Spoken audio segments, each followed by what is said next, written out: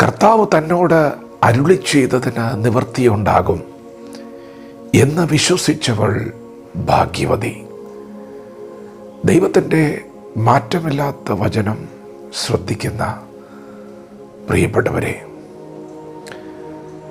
ദൈവത്തിൻ്റെ അരുളപ്പാട് അതെൻ്റെ ജീവിതത്തിൽ നിവൃത്തിയാകും എന്ന് വിശ്വസിച്ചാൽ നാം ഓരോരുത്തരും ഭാഗ്യവാന്മാരായിത്തീരും.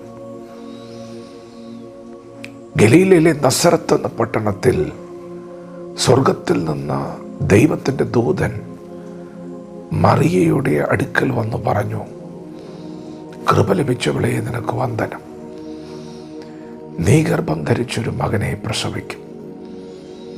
കന്യകയായ മറിയയോട് ദൈവത്തിൻ്റെ അരുളപ്പാട്, നിനക്കുണ്ടാകുന്ന കുഞ്ഞ് അത്യുന്നതൻ്റെ പുത്രനെന്ന് വിളിക്കപ്പെടും. മറിയ ദൂതനോട് ചോദിച്ചു, ഞാനൊരു പുരുഷനെ അറിയായികയാൽ ഇതെങ്ങനെ സംഭവിക്കും? ദൈവത്തിൻ്റെ ആലോചന വീണ്ടും പുറപ്പെട്ടു. പരിശുദ്ധാത്മാവ് നിന്റെ മേൽ വരും, അത്യുന്നതൻ്റെ ശക്തി നിന്റെ മേൽ നിഴലിടും. ആകയാൽ ഉത്ഭവിക്കുന്ന വിശുദ്ധ പ്രജ ദൈവപുത്രനെന്ന് വിളിക്കപ്പെടും. കർത്താവ് തന്നോട് അരുളി ചെയ്തതിന് നിവൃത്തിയുണ്ടാകും എന്ന് വിശ്വസിച്ചവൾ ഭാഗ്യവതി. പ്രിയപ്പെട്ടവരെ, മറിയ പറഞ്ഞു, ഇതാ ഞാൻ കർത്താവിൻ്റെ ദാസി, നിന്റെ വാക്കുപോലെ ഭവിക്കട്ടെ.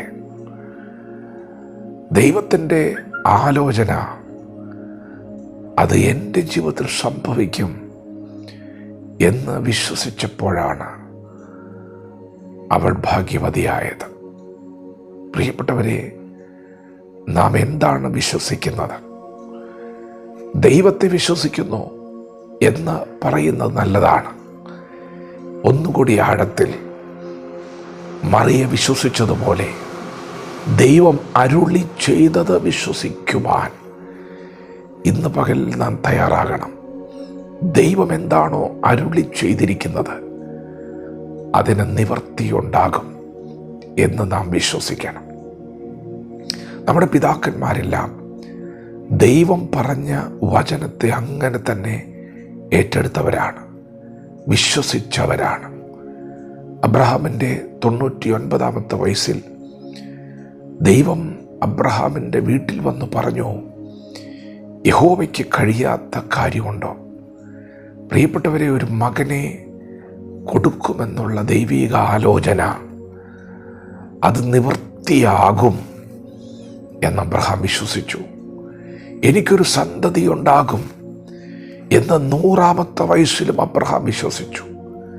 ദൈവത്തെ വിശ്വസിച്ചു എന്ന് പറയുമ്പോൾ തന്നെ ദൈവം പറഞ്ഞത് അങ്ങനെ തന്നെ സംഭവിക്കും എന്ന് അബ്രഹാം വിശ്വസിച്ചു. പ്രിയപ്പെട്ടവരെ, ദൈവം എന്താണ് നിങ്ങളോട് പറഞ്ഞിട്ടുള്ളത്? ഇന്നലകളിൽ നിങ്ങൾ കേട്ടിട്ടുള്ള ദൈവത്തിൻ്റെ അരുളപ്പാടുകളെ നിങ്ങൾ ഇന്ന് പകൽ ചേർത്ത് പിടിച്ചു പറയണം, അതെൻ്റെ ജീവിതത്തിൽ സംഭവിക്കും, ഞാനത് കാണും.